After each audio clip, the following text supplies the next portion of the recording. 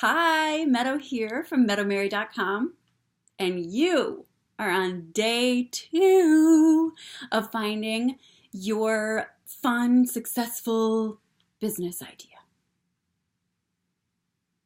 Awesome.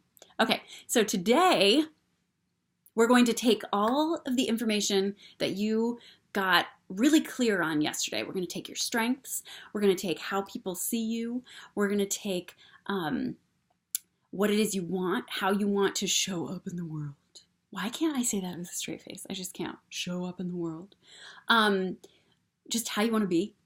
And those business ideas, those couple business ideas that got you excited, we're going to take all of that and then we're going to look at the top 4 business models, virtual business models. Okay, you're going to try them on for size.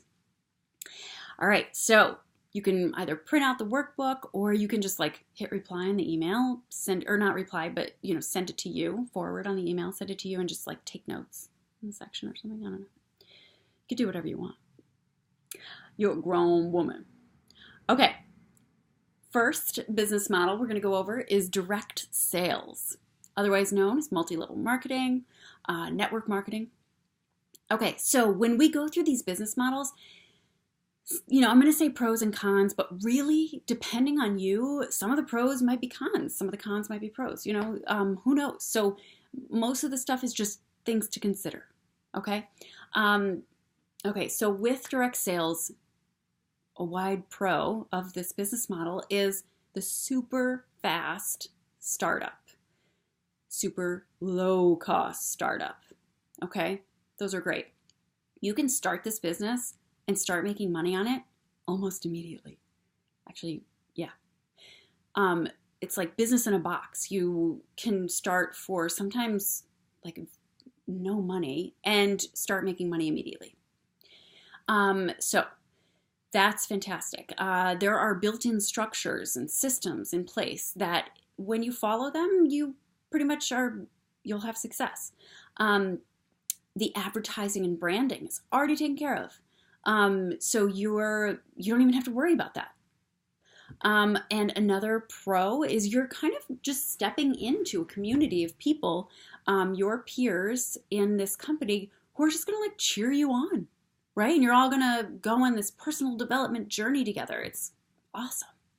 So those are great pros or things to consider. Some things to consider that might not be too pro-ish, maybe, con-ish. You have to be open to becoming an already existing brand. Okay, so they already have an established brand. This company is doing the advertising, the branding. You can't it's a good example. You can't start up with a health and wellness company and start taking Instagram pictures of your breakfast, lunch, and dinner of hot fudge sundaes. I don't know. You know what I mean? So you're going to have to fit your, whatever company you choose in this business model, you're going to have to fit into an already established brand. Okay, does that make sense? This is a very, the next thing to consider is it's a very fast moving business model. A lot of companies coming in, a lot of companies going out. Do your research, okay? Your success, another thing to consider is your success with this model. If you're looking for income replacement success, you're going to have to depend on growing a team. So that's something to consider. And yeah, so at this point, pause the video, explore the next questions, the take note section. These are questions that I'm asking you to bring you back to your strengths, bring you back to what it is you want, and to really just help you try this business model on for size, okay? No wrong answers, again, trying it on for size. Seeing which one excites you best, excites you the most, and is the best fit. Okay, and next, we're going into coaching. Okay, coaching is, oh my gosh, everything from health and fitness coaches to fashion and style, lifestyle, success in business, life coaches. There's running coaches. I mean, I swear, if you have an area in which you are an expert or you could become a coach. Like, it is very fantastic. So some pros with this business model: virtual, extremely mobile business model. Have laptop, will travel, like you can work in a coffee shop, you can work on the beach, you can work home in your sweatpants in bed. Like, it doesn't matter. It's awesome. Relatively low startup costs, not as low as that first direct selling business model, but relatively low. And you can start fast while in training and while taking steps to become certified. Okay, so other things to consider with this model. You can explore your creativity a bit more with this one because it's yours. You need the idea. You come up with, you're responsible for your website, your branding, your message. You're responsible for like all of that techie back office stuff. Like, that's yours to handle or outsource, right? So you're the driver. The systems and the structures, they're yours to create. So on one hand, awesome opportunity for creativity and learning. On the other, did you just have a baby last week and you can't even handle that stuff? This is where you're trying it on for size. You're looking at where you are in your life. What are your priorities? What can you handle? Yeah. Okay, so another thing to consider with this model is you're going to be working with clients. Are you a good communicator? Are you empathetic? Can you meet them where they're at and coach them to where they want to be? Also, speaking to that, do you have big chunks of time in your schedule that you can take client calls without like screaming kids? So pause the video here, go into those questions, and then we're going to go over product development. Now, this is just producing a product and selling it online. Pretty simple. This is an extremely complicated behind the scenes model, though. So you're taking that idea and you are responsible for production and doing market testing, any sort of manufacturing, distribution. This is all the behind the scenes stuff that you are responsible to handle or outsource. Bringing a product from idea to market is extremely complex. So again, is this like, do you look at that and you're like, oh, that's awesome, I really want to dive into that. That's a great, like, I want to learn all about this. And I have an awesome idea. Or are you like, whoa, like not in a good way, right? There are some things that like scare us in a good way and some things that scare us like, no. Like, you just know that just wouldn't even be fun. Important to know.